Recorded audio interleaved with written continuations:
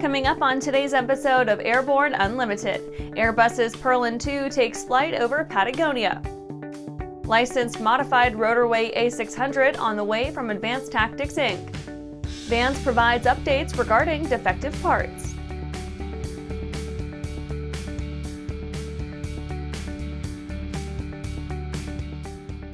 Welcome to Airborne Unlimited. I'm your host, Holland Lee. Let's get into today's stories. Airbus's Perlan 2 takes flight over Patagonia. The Perlan project's Perlan 2 spaceglider took flight on August 23rd, looking to take a jaunt over the Andes Mountains of Peru to celebrate National Ride the Wind Day.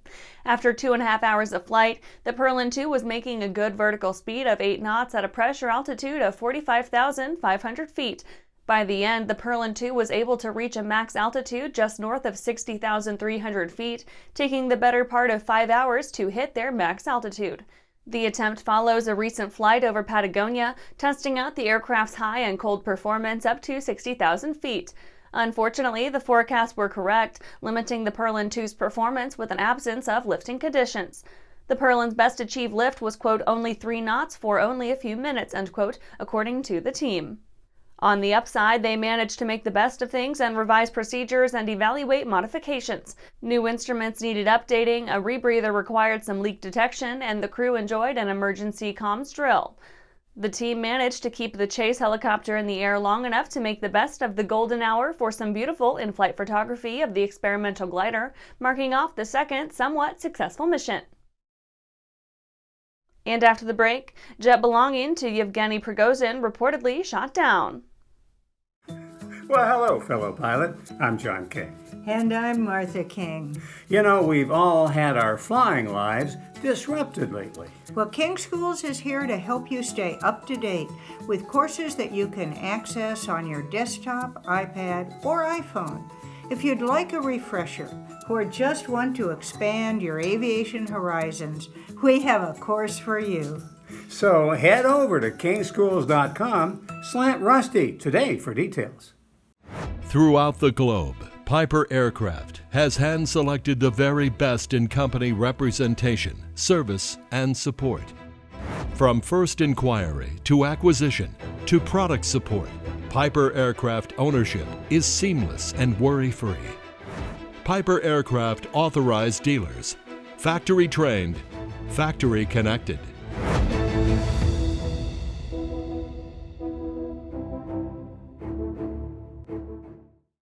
Welcome back. Now let's take a trip around the patch for some shorter stories. Jet belonging to Yevgeny Prigozhin reportedly shot down. Yevgeny Prigozhin is presumed dead after an Embraer Legacy 600, upon which he was reportedly traveling, went down north of Moscow. 10 people, 3 crew, and 7 passengers are alleged to have perished in the accident. While Prigozhin's name appeared on the downed aircraft's passenger manifest, it has yet to be established that he was in fact on board. The presumption is lent plausibly, however, by the fact that the lost Legacy jet was owned by Prigozhin. Dyer supports backcountry aviation defibrillator project. In coordination with the Backcountry Aviation Defibrillator Project, Dyer has provided 2 Kodiak 100s along with pilots, fuel, and logistics assistance to distribute automated external defibrillators across 4 airstrips, with one of the AED units sponsored directly by Dyer. Using the Kodiak 100's STOL capabilities, the flights were performed to Kavanaugh Bay in northern Idaho in the vicinity of Dyer's Sandpoint Kodiak production facility, to Big Creek and Johnson Creek in the state's central portion, and to Smiley Creek in south central Idaho. Delta opens Academy with Skyborne. Delta Airlines has opened the Propel Flight Academy in Vero Beach, Florida, as part of a greater push to bring up the next generation of company pilots. Working with Delta on the project is local flight instruction outfit Skyborne, itself a fairly big name in the zero-to-hero pilot pipeline scene. The firm is one of a few working along with the carrier on its long-term goal of fostering in-house talent for the flight deck, with a handful of differing paths. EAA comments on new FAA destroyed and scrapped aircraft policy. The EAA has filed comments germane to a new FAA advisory circular titled Destroyed and Scrapped Aircraft. The AC makes extensive references to FAA's Order 8900.19. The order and AC address the means and criteria by which determinations pertaining to the destruction and scrapping of aircraft are made. Aircraft declared fit for destruction and scrapping cannot, per 14 CFR 45.13 and 47.41, be rebuilt. Order 8900.19 defines a destroyed aircraft as having no repairable primary structures and a scrapped aircraft as having been discarded and disposed of in a manner that it cannot be repaired to an airworthy condition. Well, that's it for today's trip around the patch. Let's get back to the rest of the news. Licensed modified RotorWay A600 on the way from Advanced Tactics, Inc. Californian defense contractor Advanced Tactics, Inc. has signed an agreement with Rotor Aircraft Manufacturing Company for the design, modification, and production of a new and improved version of their A600 Turbo kit helicopter. Their decision to diversify away from the world of government contracting lies in their hopes of a tidal shift for light sport aircraft. The biggest change by ATI will be the addition of fly-by-wire controls taken from the firm swing at the AFWERX VTOL pilot optional aircraft contract.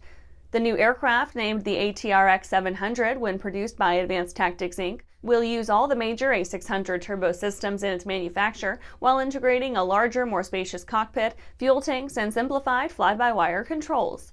The 180 horsepower turbocharged engine will remain, providing the ATRX-700 an MG tow of 1,700 pounds, cruise of 100 mph, ceiling of 16,000 feet, and range of 300 miles. Introductory price is aimed at $188,000 upon release in 2025, though anyone familiar with the LSA industry knows those plans don't always work out as intended. The ATRX-700's release could well vary depending on how long it takes the FAA to finalize any LSA helicopter requirements. ATI seems optimistic about their future clientele, citing the wide breadth of customers that could obtain a recreational pilot's license. And after these messages, Vans provides updates regarding defective parts. I think it's a very important thing to share the joy and love of flying. Our customers fly to remote places. They use our products to go places that are difficult to get to. Parts has been an excellent partner for Whip Air, just in terms of your product support, as well as keeping an eye on the market and developing new products that meet demands. And it is that shared experience and the joy of flying that brings us all back and charges all of our batteries up.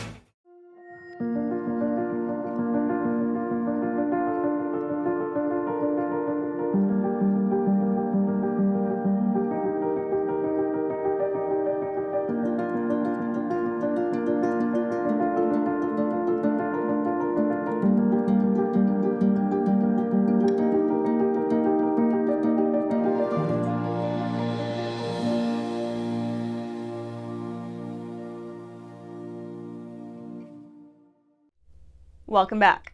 Vans provides updates regarding defective parts.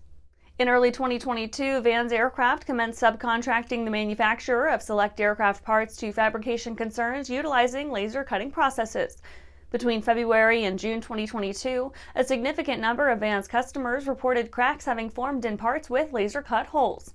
The company immediately undertook corrective action, conducting testing of cracked parts for purpose of assessing the nature of the defects and devising corrective measures germane to such.